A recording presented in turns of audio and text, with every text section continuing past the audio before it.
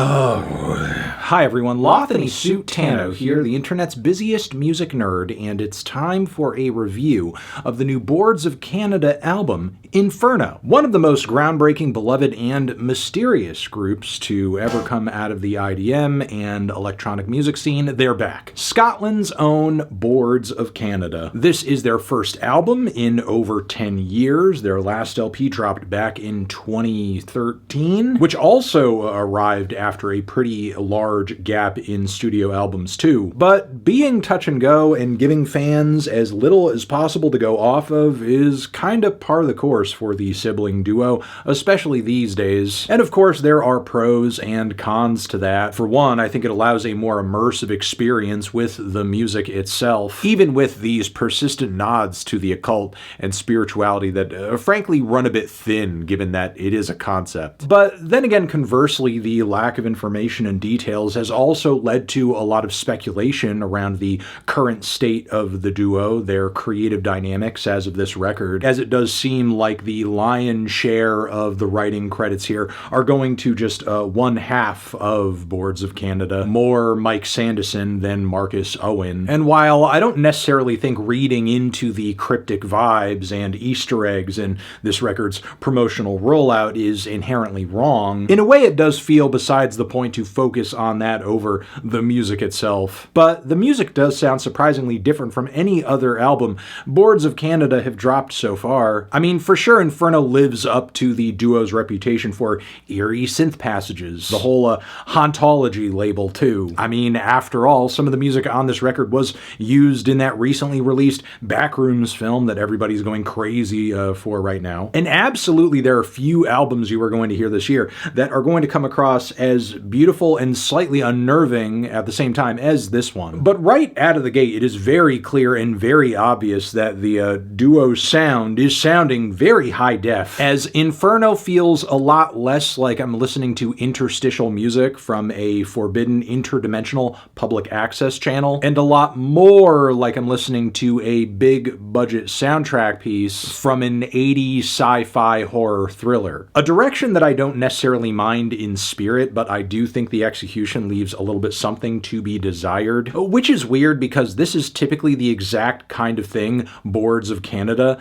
tends to nail down perfectly. But when it comes to the first full song on this record, and what was also a teaser, Prophecy at 1420 megahertz, it is a track I liked, but the more I listened to it, the more it doesn't so much feel absorbed in the vintage style of progressive electronic music that it is clearly making gestures toward. Think something along the lines of like a classic Tangerine Dream album. But rather than building on that or embodying it in the most accurate way possible, I feel like a lot of the time we are just getting like surface level vibes, or something akin to watching a Stranger Things episode, a show that very famously appropriates all sorts of different touchstones of 80s culture, but never quite actually authentically feels all that 80s. I think it's also worth noting that in the past 10 years, there has been really no shortage of new and up-and-coming artists doing interesting things with progressive electronic music and synthwave for that matter, many of whom with their homespun productions have gained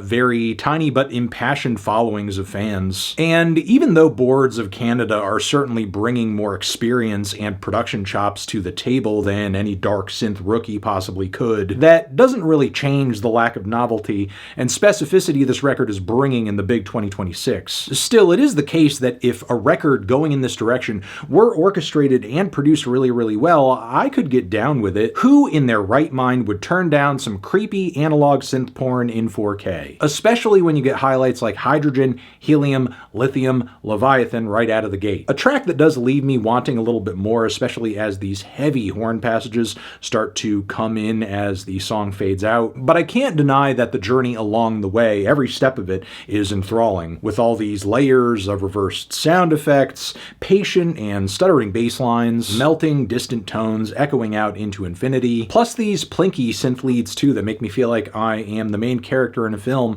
where I am plotting an escape from the barracks of some kind of prison camp on a spaceship on the other side of the galaxy. And again, I wouldn't mind a whole album full of cuts that scratches an itch similar to this one, but unfortunately I think the appeal of a lot of this record starts to take a nosedive just as the focus on these songs begins to shift over onto all of these very tedious vocal samples and spoken word snippets, which honestly I really get nothing from whatsoever, and mostly come across like a distraction from elements of the music and production I would rather be focusing on, or at least giving more breathing room for these compositions to shine and progress and vary. Now, there are tracks featuring vocals and mixes like Age of Capricorn that are so washed out to the point where I can really appreciate the atmosphere all of these layers of instrumentation exist within, even if the piece as a whole kind of feels like a movie trailer that lasts maybe just a bit too long. But then, following this on Father and Son, we have all these jittery,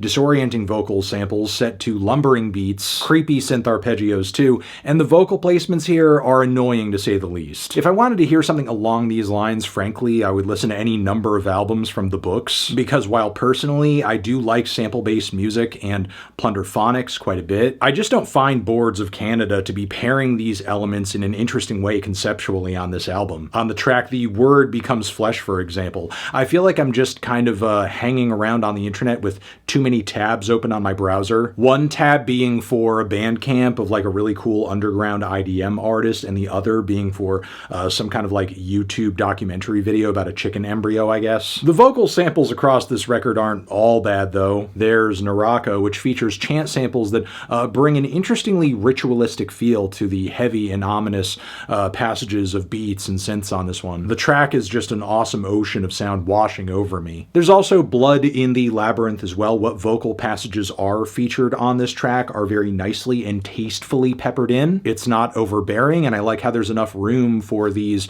really twangy, dazzling lead plucky melodies to do most of the work on this track. Then there's All Reason Departs, which features some kind of garbled vocal passages right at the start of the track, which mostly serve as a tension-building tone setter that eventually gives way to a really spellbinding piece of progressive electronic music with a kind of futuristic twist. It really feels like a music bed that would have been seared into my memory as a child of the Y2K era, staying up late for hours playing militaristic strategy games like StarCraft, building bases, assembling infantry, that sort of thing. And in a sense, Arena Americanata also feels like a piece of lost musical media from this era, but maybe less from a video game and more from the opening theme of an obscure detective show that was canceled after one season. Now, aside from these more monstrous, thicker pieces in the track list here, the record is also peppered with these ambient numbers that are shorter and have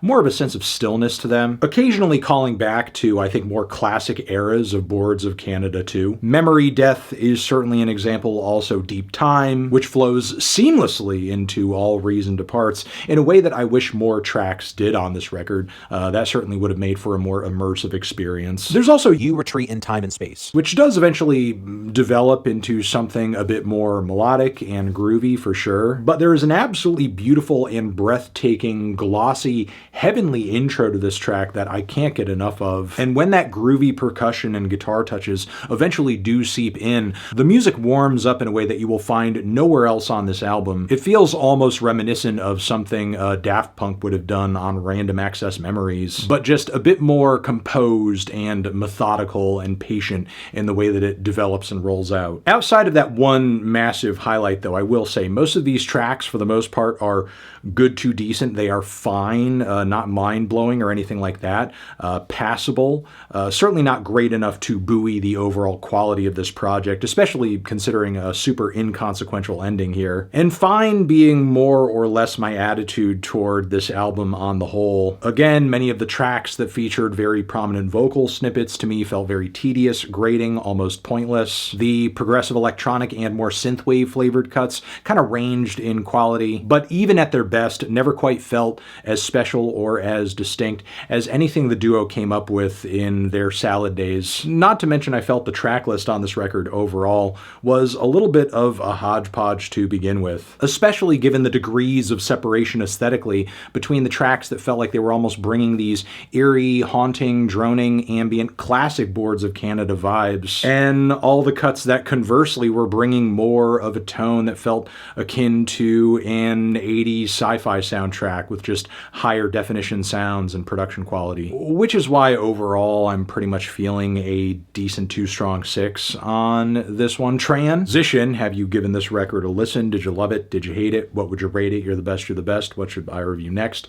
Hit the like if you like. Please subscribe and please don't cry. Hit the bell as well. Over here next to my head is another video that you can check out. Hit that up or a link to subscribe to the channel. Anthony Fantano, Boards of Canada, forever.